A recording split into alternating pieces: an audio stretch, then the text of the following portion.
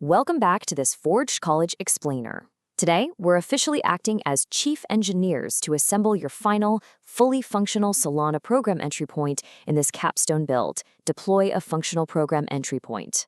If you recall from our previous lesson on integrating client interaction stubs and end-to-end workflows, we generated quite a few distinct parts. Now, we bring them all together.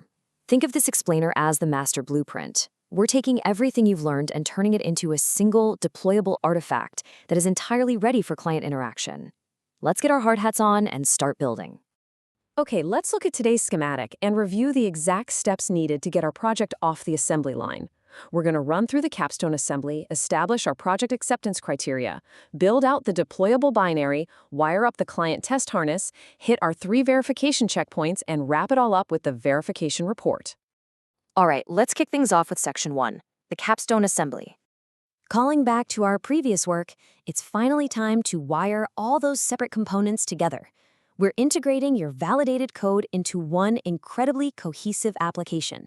That means combining your guarded parsing logic, those deterministic borsh schemas we worked so hard to get right, and your client scaffolding into one deployable artifact.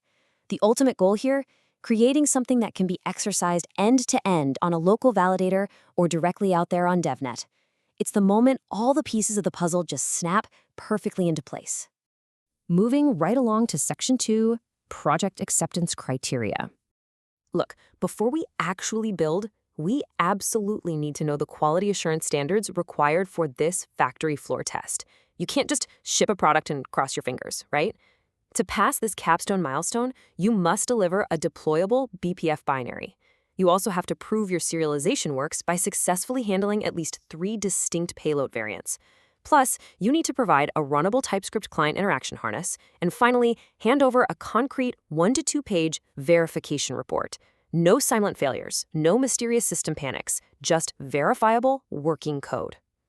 This breakdown nicely illustrates exactly which artifacts map to the required evidence and the specific verification methods our QA team, or in this case, you, will use. Notice how every single artifact from the compiled program.so binary to the verification log has a direct, testable verification method tied to it. By laying it out like this on our blueprint, absolutely nothing is left to guesswork. On to Section 3, Building the Deployable Binary. We need to ensure this entry point is solid as a rock. The absolutely crucial point here is treating deserialization as an explicit security boundary. Think of it like a bouncer at the door of your program. Before letting any data inside for heavy parsing, our bouncer performs shallow checks, like verifying the data length and the discriminant. This directly prevents those silent, catastrophic failures that, let's be honest, make developers cry in the shower. In practice, this means checking for an empty input early and strictly using safe methods like try from slice. By doing this, your program returns a safe result.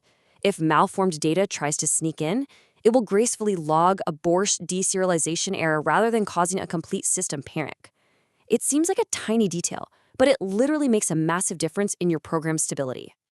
All right, Section 4, the client test harness. Now, notice the critical relationship between your Rust backend and your TypeScript frontend. Your Rust enum layout and your TypeScript schema must be byte-identical twins. If your Rust program is sitting there expecting an 8-bit integer and your TypeScript harness fires over a 32-bit integer, they are going to have a very messy miscommunication. They must mirror each other exactly. The harness's job is straightforward, but it's incredibly critical. It needs to generate a key pair, establish a connection, create the payload instance, like an init instruction for example, serialize that exact payload to a hex buffer, and finally, construct and submit the transaction via Web3.js to your validator. Crucially, it prints the hex encoding payload right to the console, which is vital evidence for our upcoming verification steps. Which brings us to Section 5, 3 verification checkpoints. Think of this as our launch countdown. We must hit all 3 of these sequential milestones to prove our program is actually functioning out there in the wild. First, we deploy and reach the program. Second, we verify the deserialization logs. And third, we ensure all client assertions pass. For checkpoint 1, utilizing your deploy script to successfully capture that shiny base58 program ID is your very first sign of life. You confirm reachability by pinging the program account or sending a quick no-op instruction.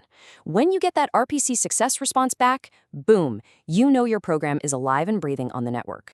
Checkpoint 2 demands that we crack open the validator console and look for the hard proof. We want to see this exact successful deserialization log line staring back at us. This log explicitly proves that the byte payload your TypeScript harness sent was perfectly understood and perfectly unpacked by your Rust entry point. But what if you don't see that beautiful success message? What happens if you encounter a borsh deserialization error in the logs? First rule of Web3, don't panic. If things fail here, this is where your printed hex dumps come to the rescue. Compare the serialized hex dumps produced by your client against your REST schema. You're going to almost immediately spot any endianness issues, discriminator mismatches, or missing fields. Finally, for checkpoint 3, your client harness must perform programmed assertions. It's not enough to just blindly send data. The harness has to map the inputs to the hex logs, verify the expected outcomes, and gracefully exit with a perfect zero status code.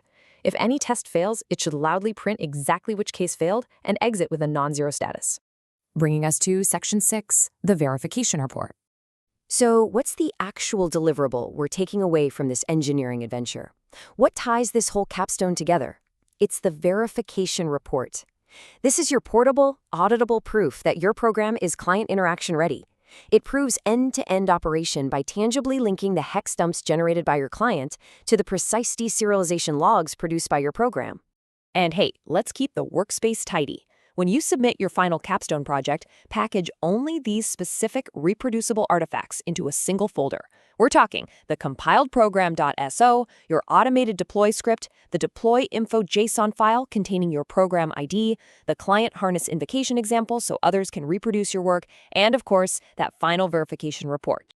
Completing this capstone is a massive milestone, but honestly, it just primes you perfectly for the next phase. Are you ready to replace our simple custom test harness with robust, industry-standard Solana client libraries? Because that is exactly where we're heading next. You've built it, deployed it, and proven it works. Thank you for joining this Forge College Explainer. Be sure to visit forge.college to keep building your Web3 mastery. As we wrap up this blueprint, ask yourself this. Now that you've fully mastered the entry point, just how complex of a decentralized application are you ready to build behind it?